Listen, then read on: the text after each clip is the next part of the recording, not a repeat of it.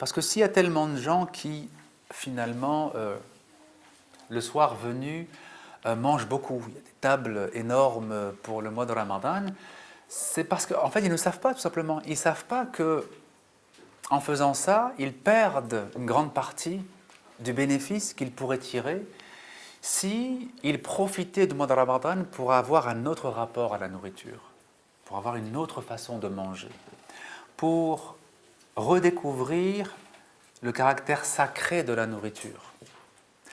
Manger, ce n'est pas un acte anodin, c'est un acte sacré.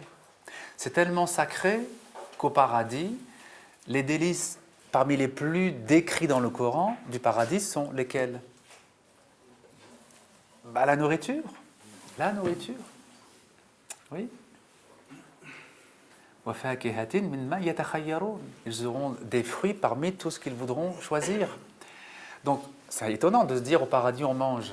C'est étonnant parce que quelqu'un qui n'est pas croyant, il peut dire oui, mais moi sur terre je mange déjà.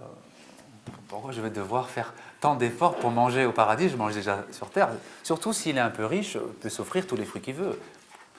Il va dire je ne suis pas tellement intéressé en fait par cette description du paradis. Mais comment on peut comprendre le fait qu'au paradis on mange? Qu'est-ce que veut dire manger? Si par manger on comprend simplement le fait de ingurgiter des aliments qui font un petit plaisir comme ça sur la langue, bon, c'est sûr que c'est pas très réjouissant. Mais la nourriture, c'est beaucoup plus que ça. Mais ça peut se découvrir que si on a un autre rapport à la nourriture.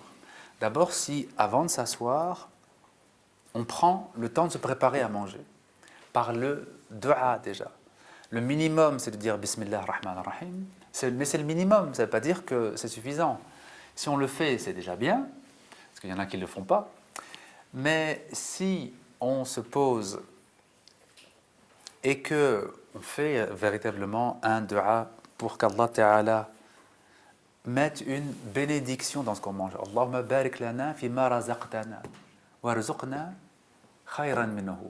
C'est le dua que disait le prophète avant de manger. Qu'est-ce que ça veut dire? Oh mon Dieu, bénis ce que tu nous as donné et accorde-nous une nourriture meilleure encore. C'est-à-dire dans l'au-delà. Mais déjà on dit barik lana fima razaqtana. Bénis ce que tu nous as donné. C'est-à-dire ce que je veux manger, c'est pas seulement de la matière. C'est pas seulement ça que je veux. Je veux aussi de la lumière. Barik lana fima razaqtana. Parce que c'est cette lumière qui va me renforcer réellement. Bon, la matière, elle donne un petit peu d'énergie, on l'a vu tout à l'heure pour le corps, mais ce n'est pas suffisant. Donc le mois de Ramadan, normalement, c'est le mois où on va devoir apprendre à redécouvrir la nourriture. Alors, cette redécouverte, on le verra dans d'autres interventions, il y a plusieurs niveaux de redécouverte. Le premier niveau, c'est redécouvrir le goût des choses, déjà, simplement ça. Que le fait d'avoir faim permet de redécouvrir le goût des aliments, permet de redécouvrir le goût d'une date, le goût d'un verre d'eau même. Même un verre d'eau a un goût, a une saveur. Quand on a vraiment soif et qu'on boit, on va dire avec foi et avec piété, on se rend compte que, mashallah, il y a un plaisir dans l'eau. Il y a quelque chose d'extrêmement apaisant dans l'eau. Chaque aliment a une saveur qui ne se découvre que si on a la bonne disposition.